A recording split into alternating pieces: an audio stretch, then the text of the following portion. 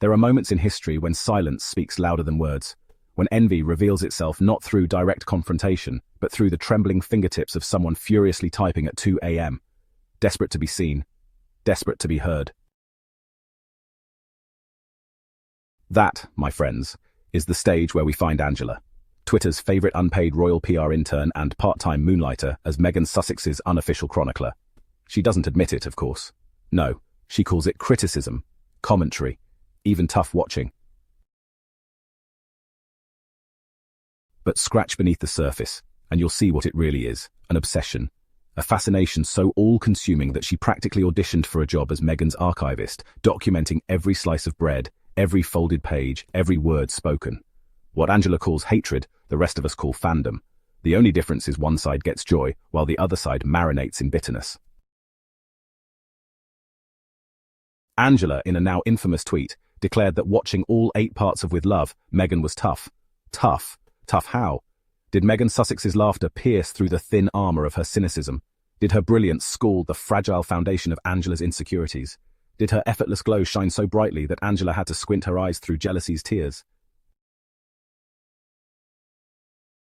Because let's be honest, no one tied Angela to a chair. No one duct-taped her eyelids open like some low-budget spy thriller. Angela pressed play, then pressed it again and again, until she had willingly consumed 8 entire hours of Meghan Sussex content. That's not toughness. That's a full-time shift at the Hate Watch factory. And here's where the comedy writes itself. Angela didn't just peek, she devoured it. She inhaled it like someone starved for attention and desperate for a meal they claim they don't like. That's not hate, that's hunger. That's not disdain, that's dependence. Meghan Sussex doesn't simply live in Angela's mind rent-free. She bought the entire neighborhood, painted the houses in California sunshine, opened a yoga studio on the corner, and leased a penthouse suite to Harry, Archie, Lilibet, and Oprah. Meanwhile, Angela is huddled in the basement window, peering out, taking notes like a student who can't admit she loves the teacher. But Angela's shade, wasn't shade at all. It was a confession. She mocked Meghan's cooking segments by reducing them to a chosen slice of bread. Darling, that's not shade. That's a diary entry. That's Angela projecting her own culinary misery onto a woman who can make even a single slice of bread look elegant, warm, and aspirational. Meghan Sussex turns bread into a moment. Angela turns bread into dry crumbs of envy. If Meghan can style bread into comfort, Angela makes it look like leftovers from a Depression-era pantry. And yet, she sat through it all, eyes wide open, notes scribbled furiously. She went on to list Meghan Sussex's demonstrations, how to pack a suitcase, how to make straight lines, how to wrap books. But do you hear what Angela is actually saying?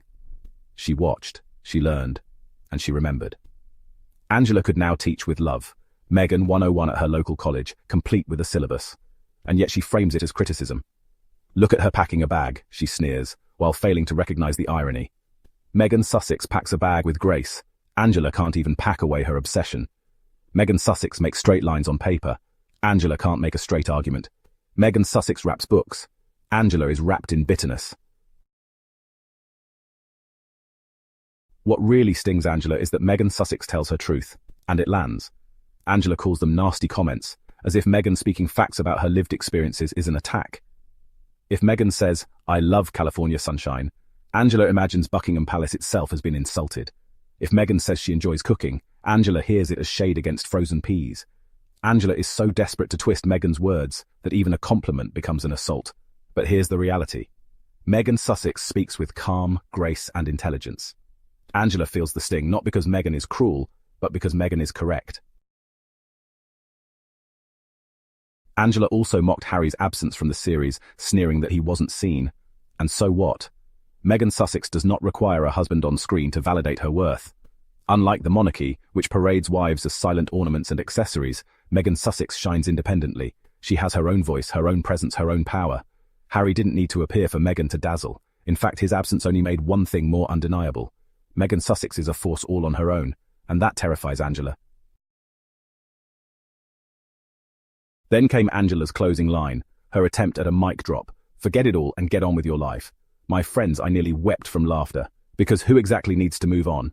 Meghan Sussex? She's in Montecito, raising her children, building empires, creating content, glowing with peace, signing multi-million-dollar deals, and launching lifestyle ventures. She is unbothered, radiant, and thriving. Meanwhile, Angela is hunched over her phone, bitterly composing free promotional tweets for a woman she claims to dislike. Meghan Sussex is living her life, fabulously so. Angela is watching bread tutorials and calling it pain. The irony is delicious. So, Angela boosted Meghan Sussex's numbers. She gave her views, engagement, algorithm fuel. Yep, every second of her tough watching was money in Meghan's bank, visibility in Meghan's brand, and proof that Meghan Sussex remains the main character in the global conversation. Angela is unpaid labor for a woman she'll never meet, a woman she cannot touch, a woman who has no idea she exists. Meghan Sussex cashes the checks. Angela cashes her bitterness. And let's not forget the most revealing part. Angela admitted she watched all 8 episodes. Not 1, not 2, not even 3, 8 hours of Meghan. That is not hate. That is loyalty disguised as loathing. That is fandom in denial. That is the tragic comedy of being so enthralled by someone that you sit through every frame while pretending it hurts you. It's not tough. It's truth. Angela loves watching Meghan Sussex. She just hates herself for it. It means Angela is not unique. She represents a whole cottage industry of bitter critics who've built their identities around despising Meghan Sussex. But here's the problem. Their criticism doesn't diminish Meghan. It amplifies her. Every headline, every tweet, every snide remark is oxygen to her flame. Meghan Sussex doesn't have to chase the spotlight. The haters drag it to her door.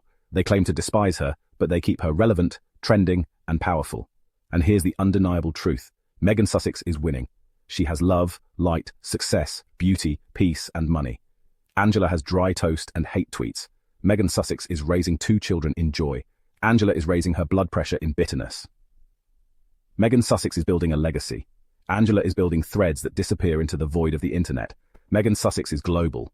Angela is local, and even then, irrelevant. So yes, Angela, thank you.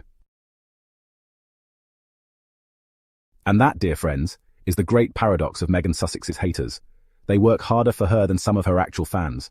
They binge her content, analyze her words, dissect her outfits, and spread her image further and wider than any PR campaign could dream. Angela thought she was throwing shade, but all she did was shine a brighter light on Meghan Sussex. The truth is simple. Meghan glows, they crumble. Meghan builds, they whine. Meghan thrives, they survive.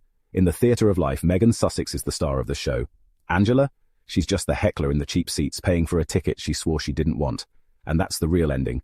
Meghan wins, always.